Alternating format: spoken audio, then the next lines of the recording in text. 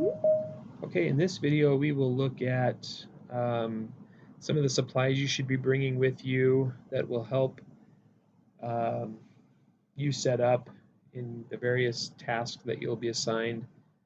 And then we'll also look at what types of fireworks we'll be using, and then talk about what a pyromusical is. Um, and then yeah, we'll talk about that in this video.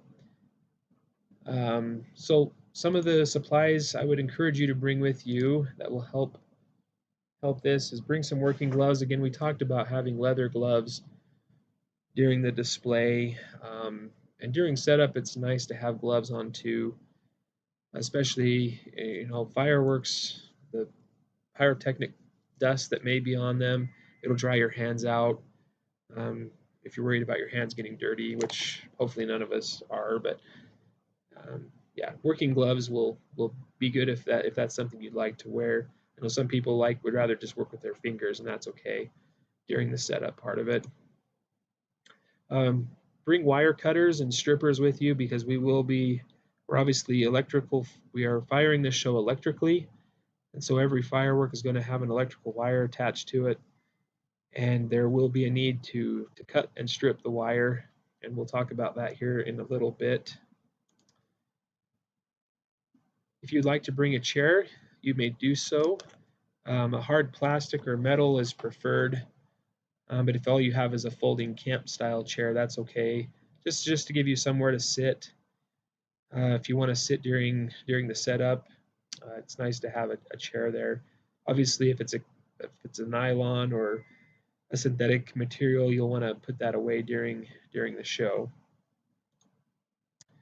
Again, bring sunscreen with you.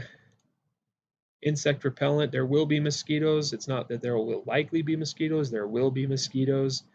Just because we're so far to the west, uh, we have a lot of mosquitoes here. Bring a flashlight. A headlamp style is preferred, just so you can have hands free during the night, so you don't have to worry about doing everything one-handed. That headlamp will be very beneficial to you. Please bring snacks. Um, we will. I'll either provide a lunch or a dinner. I can't decide. And maybe you guys can send me an email if you prefer one or the other. We will have food trucks there in the evening that you could purchase food from. So I was thinking, well, maybe I'll buy lunch for everybody so that you can get whatever type of dinner you want. But last year I just bought pizza for dinner. That'll probably be something similar this year. Um, and then please, make sure you have water to stay hydrated. I can't express this enough because if you're dehydrated, you start making mistakes, you don't feel well. So please, please, please make sure you're drinking enough water. I'll have some water and Gatorade there that you can utilize, but please also bring some of your own. All right, let's look at the fireworks we'll be using. Of course, this picture is from our show last year there at Syracuse High School. We'll use a combination of different types of fireworks, and maybe this is more information than most of you really want or need. But we'll use consumer fireworks, or they're 1.4G Class C fireworks.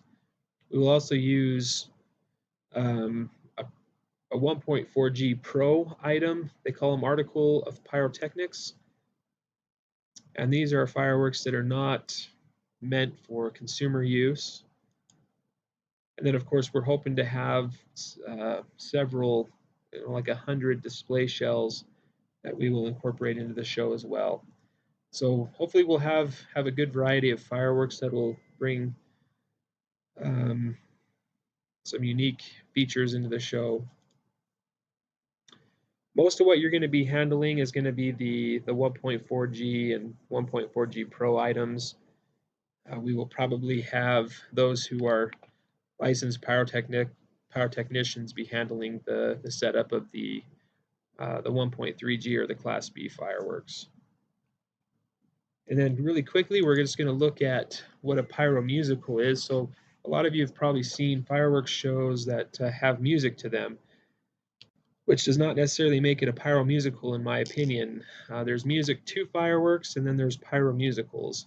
A pyromusical is fireworks that are timed precisely to the music, so they're they come on hits in the music and the climax of the music. So it's much more. The design of these shows is much more intricate and takes much more time than just shooting fireworks while you're playing music.